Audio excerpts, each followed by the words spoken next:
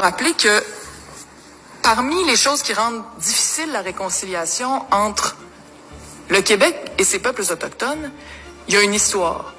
Il y a une histoire d'enlèvement d'enfants, de Blancs qui sont arrivés chez les Autochtones et qui ont dit « Vous ne savez pas comment vous occuper de vos enfants, alors nous allons les mettre dans des pensionnats, nous allons nous en occuper pour vous. »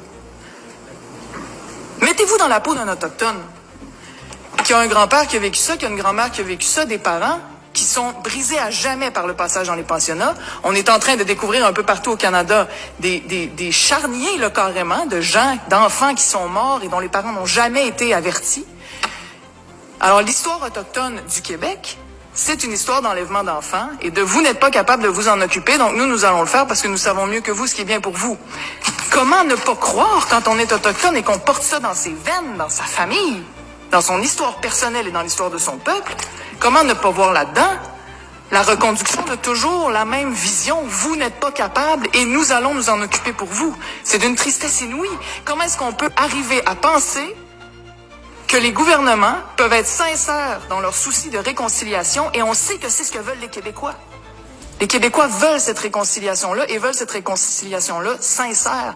Alors, comment ne pas penser quand on voit nos gouvernements continuer sur la même ligne colonialiste, avec le même aveuglement, que finalement, on a des gouvernements qui parlent des deux côtés de la bouche puis qui disent « Oui, nous sommes gentils, nous voulons la réconciliation », mais en fait, nous sommes toujours colonialistes et nous avons toujours la même idée des peuples autochtones. Ce sont des gens à qui on ne peut pas faire confiance, qui ne peuvent pas diriger leur propre destin et choisir pour leurs propres enfants en tant que peuple. Moi, ça me fait, je le répète, c'est pas pour faire du capital politique, absolument pas. C'est quelque chose qui me renverse. Et je ne peux que remarquer que, ici, autour de la table aujourd'hui, il n'y a aucun Autochtone, que toute cette étude détaillée a été faite sans aucun Autochtone présent pour défendre ses points. Imaginez si on avait fait la loi sur les tribunaux spécialisés en violence sexuelle avec toute une assemblée d'hommes seulement, aucune femme, aucune.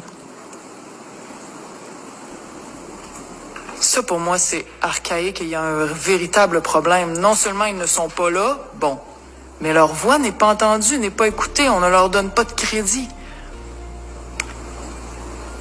Moi, je peux juste me dissocier de ça ici aujourd'hui et regarder les gens des Premières Nations qui ont milité, qui se sont informés, qui ont fait du travail de recherche, qui ont fait du travail politique, qui ont fait un travail inestimable. Je peux juste les regarder et vous dire, ce n'est pas le Québec qui pense ça, c'est quelques ministres. Ces ministres-là, aujourd'hui, ne représentent pas le Québec.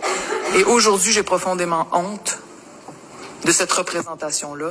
Et je vous invite à continuer à vous battre, à ne pas baisser les bras. On a absolument besoin que vous continuiez et vous avez des alliés sur le terrain.